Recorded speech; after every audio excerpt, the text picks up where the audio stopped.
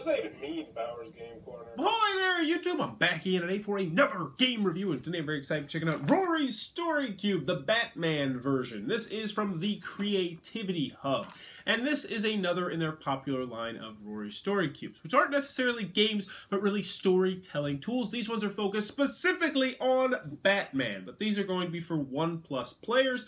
Take about 5 to 10 minutes to play, and yeah. So in Rory Story Cubes, you are going to be getting 9 new story cubes that are all focused on Batman and Batman-related stuff and the supervillains of Batman. But is it good compared to the other versions of Rory Story Cubes? Let's open it up, and I'll tell you. Alrighty then, we're going to take a look at what you're going to get inside of Rory Story Cubes, the Batman version of the game. So first and foremost, we'll take a look at what we're going to get inside, and then we'll go tell you a story pretty much. So first, you're going to get this little handy-dandy little rule sheet. This is all the rules you need. It's a very simple game, but I thought it was really interesting. They included this, and this tells you exactly what each and every symbol is, and it's actually very useful because a lot of the symbols you'd be like, wait, what is that?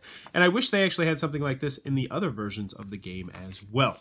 You also get this little storage container thing to hold it in, which is good until you turn it upside down, and then sometimes it just pops open, especially the more you use it.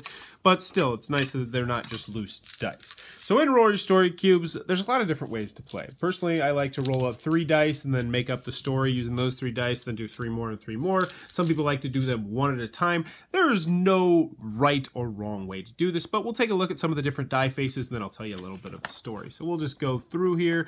We got a bunch of super villains going on here. Joker, Scarecrow, Penguin.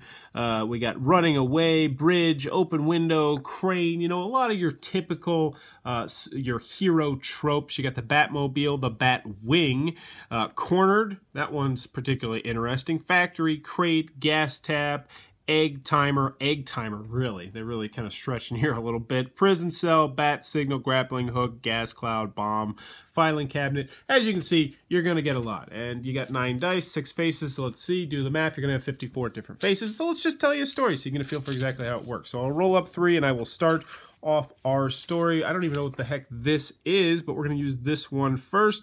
Oh, the reveal. Well, that's, so Batman just got, you know what? A superhero just got revealed. Super Sean just got revealed.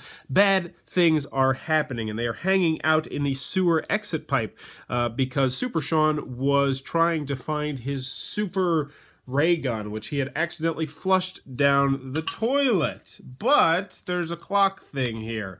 There's a secret entrance to his house to go into the sewer. And now you're starting to see my problem, and I'm going to mention a little bit in the pros and cons, which are a lot of these are really freaking specific. And one of the great things about Rory Story Cubes is just how generic some of the different... You know what? We're going to talk more about this in the pros and the cons, but I've shown you what's inside of the game. Let me trash this game. Alrighty then, Rory's Story Cubes, the Batman edition. What are my final thoughts? Let's go over the pros, let's go over the cons. First, on the con side, it's not going to be for everybody. Obviously, if you don't like Batman, this one is not going to be for you. Also, let's get down to brass tacks. This is my least favorite version of Rory Story Cubes that I've ever had for a couple different reasons. First, I don't like this thing. I just don't. The magnet box works a lot better, and I like it a lot better than this. But that's a small nitpick, really.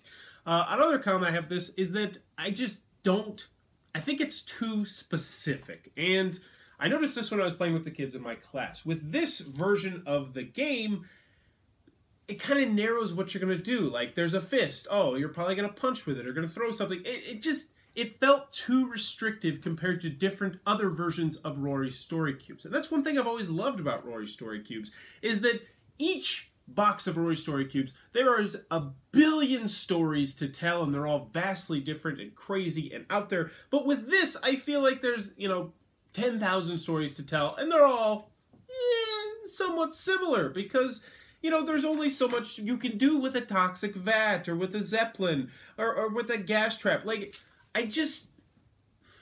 what's the best way to put this? The dice are too samey to me, and that's the biggest problem I have with this. So let's see.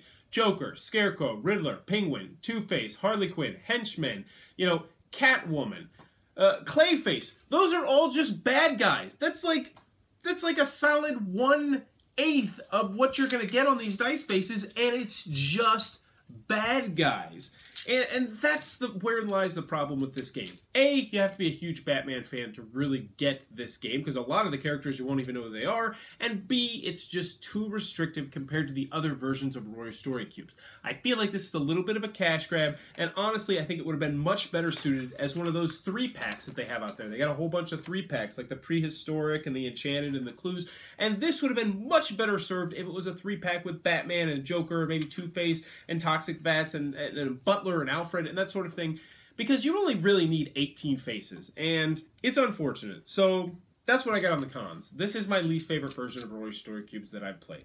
But with that being said, if you like Batman, it's still really cool to create different stories using the things. Now, the way that I found this to unlock the most fun out of it is if you mix it in with other versions of Rory Story Cubes, which is what I always do anyway. So when I took this, I just put it in my giant bag of Rory Stories Cubes, and every once in a while, hey, maybe Batman or the Joker pops into our story, which that's how you really unlock the most fun with this, I think, because you might be having this perfectly, average Rory Story Cube story about, say, a dinosaur going to a secret castle and finding a magic wand and having to fight off police. Then all of a sudden the Joker just pops in, and you have to wrap your brain around how the Joker is going to be implemented into the story. So what I'm trying to tell you here is, Rory Story Cubes are fantastic. They're great educational tools, and I highly recommend and love them. But this one, personally, is the first one that I can say out of the 3 other ones that I've reviewed that I feel should not be purchased as a standalone version of the game. But with that being said, if you really like Batman, you're probably not going to listen to me anyway.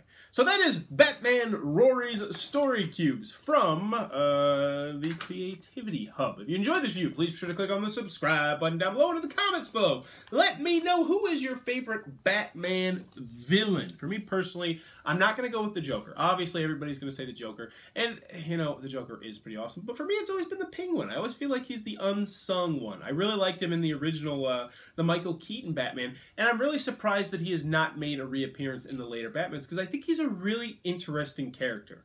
But let me know in the comments below, who's your favorite Batman villain? As always, thanks for your time, YouTube.